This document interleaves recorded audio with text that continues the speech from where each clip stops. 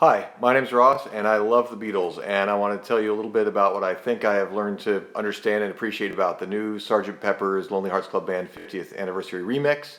A little bit of back history. If you know a lot of this, you could scroll a little bit forward so you see me holding up a big red book.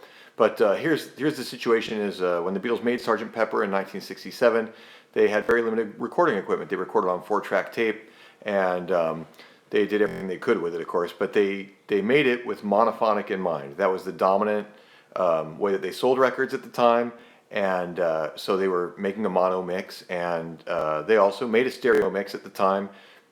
Some people were beginning to get into stereo, and so they did that. Although famously, the Beatles, George Martin, always said that mono was the real mix. They were there for that one. They spent a lot of time getting that mix just right, and that the stereo was not the real way they went for Sgt. Pepper to sound. In fact, the Beatles weren't there for those mixing sessions. It was mixed much quicker. There's a bit of novelty to it when they hadn't quite gotten stereo, right. In the late 60s, the drums are all on one ear. In Day of the Life, John's vocal slowly pans across. A lot of sort of novelty and effects with it.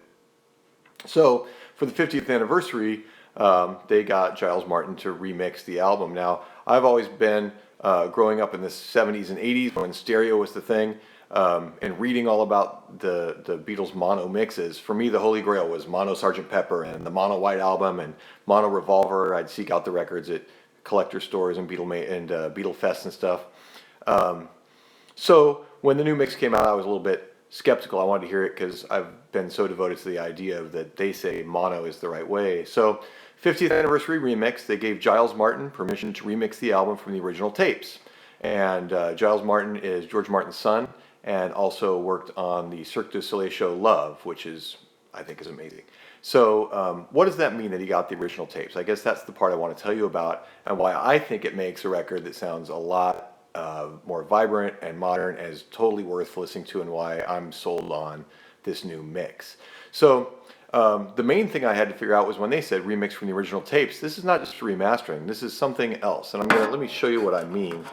This comes in a great box. Big old box right there. It's got a sheen to it because it's one of those 3D sort of covers. And inside that box comes this cool red book with a lot of great articles in it, and a whole section in it that includes a detailed breakdown of each song. The detailed breakdown includes stories about the writing and inspiration of the song, but then this column gives a detailed tape-by-tape analysis of who recorded what, when, and onto which track.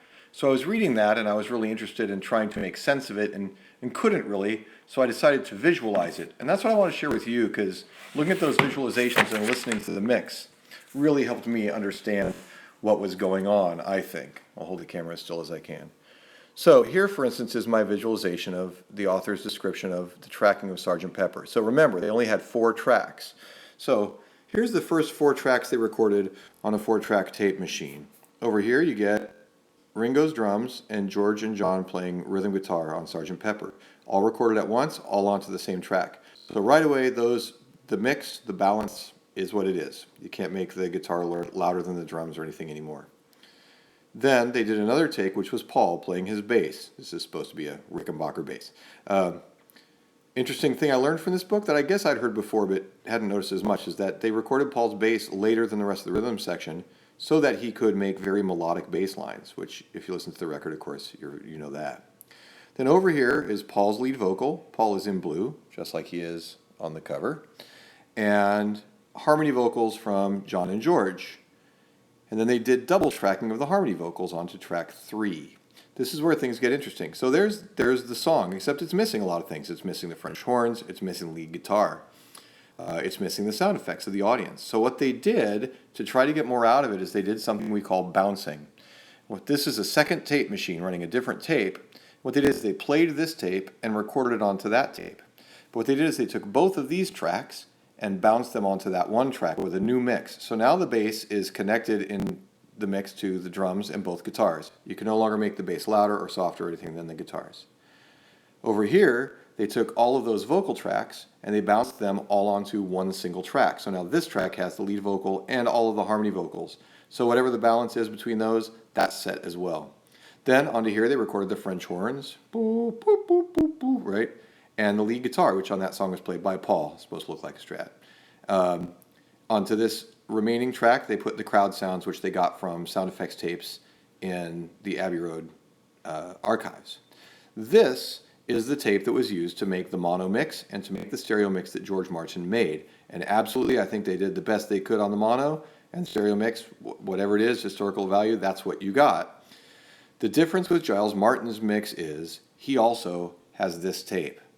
So he was able to mix the bass separate, EQ it, volume control, and pan. And also the harmony vocals were not mashed together like this.